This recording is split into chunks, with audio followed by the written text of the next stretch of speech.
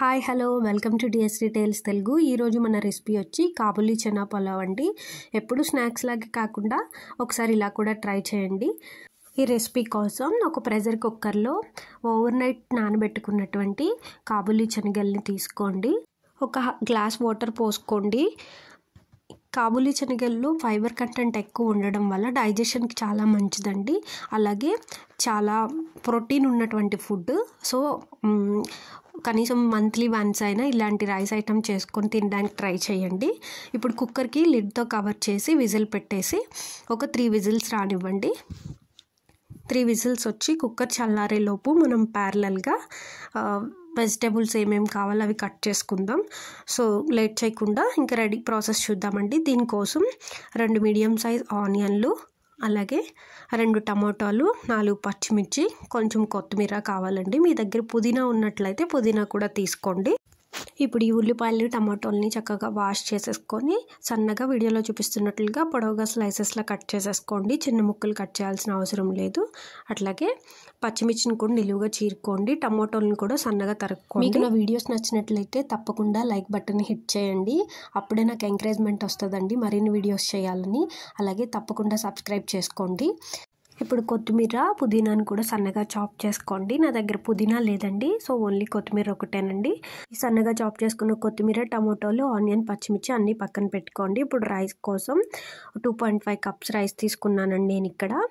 మీరు normal rice అయినా use చేయొచ్చు. కాకపోతే నార్మల్ రైస్ వాడినట్లయితే కనుక ఒక గ్లాస్కి 2 గ్లాసులు వాటర్ వేసుకోండి ఒక గ్లాస్ రైస్కి. అదే బాస్మతి బియ్యం అయితే కనుక ఒక గ్లాస్కి 1.5 గ్లాస్ వాటర్ వేసుకోండి. అదే బాస్మతి బియ్యాన్ని మీరు హాఫ్ అన్ అవర్ నానబెట్టినట్లయితే కనుక ఒక గ్లాస్ రైస్కి 1.5 వేసుకోండి, సరిపోతుంది. సో నేను ఇక్కడ బియ్యం నానబెట్టలేదండి, అందుకని చెప్పి నేను వాటరు 1.5 రేషియోలో తీసుకున్నాను. అంటే ఒక గ్లాస్కి 1.5 వాటర్ తీసుకున్నాను. అట్లాగే ఇక్కడ కుక్కర్ చల్లారిందండి. చక్కగా మన శనగలు కూడా మెత్తగా ఉడికిపోయాయి. ఇప్పుడు ఈ వాటర్ కూడా స్ట్రైన్ చేసుకోండి. ఈ వాటర్ కూడా మనం ఎసరులో యూజ్ చేస్తాము. అందుకని శనగలు ఉడకబెట్టేటప్పుడు ఎక్కువ వాటర్ వేయకండి, అవి మునిగేంత వరకు వాటర్ వేయండి, సరిపోతుంది. సో అది కూడా నాకు 1/2 గ్లాస్ వరకు వచ్చిందండి వాటర్. ఇప్పుడు అదే కుక్కర్ని స్టవ్ మీద పెట్టి 4 టేబుల్ స్పూన్ల ఆయిల్ వేసానండి. అలాగే ఒక బిర్యానీ ఆకు, 2 లవంగాలు, 2 ఇలాచీ కూడా వేసి ఫ్రై చేసుకోండి. ఇప్పుడు మనం కట్ చేసుకున్నటువంటి అన్ని వెజిటేబుల్స్ని ఒక్కొక్కటిగా వేసేసేయండి. వేసేసి కొద్దిగా ఫ్రై చేసుకోండి. ఒక 2 మినిట్స్ అయ్యాక అప్పుడు కొద్దిగా అల్లం, 1 టేబుల్ స్పూన్ అల్లం వెల్లుల్లి పేస్ట్, అలాగే మసాలాలండి, పసుపు, ఉప్పు, జీరా పొడి, ధనియాల పొడి కూడా వేసుకోండి. గరం మసాలా ఉన్నట్లయితే గరం మసాలా కూడా యాడ్ చేసుకోండి. ఇవన్నీ కూడా ఒకసారి ఫ్రై చేసుకుని మనం ముందుగా ఉడకబెట్టుకున్న శనగలను కూడా యాడ్ చేసేసుకోండి. యాడ్ చేసి తర్వాత 2 టేబుల్ స్పూన్ల కారం కూడా యాడ్ చేసి ఒకసారి ఫ్రై చేసుకోండి.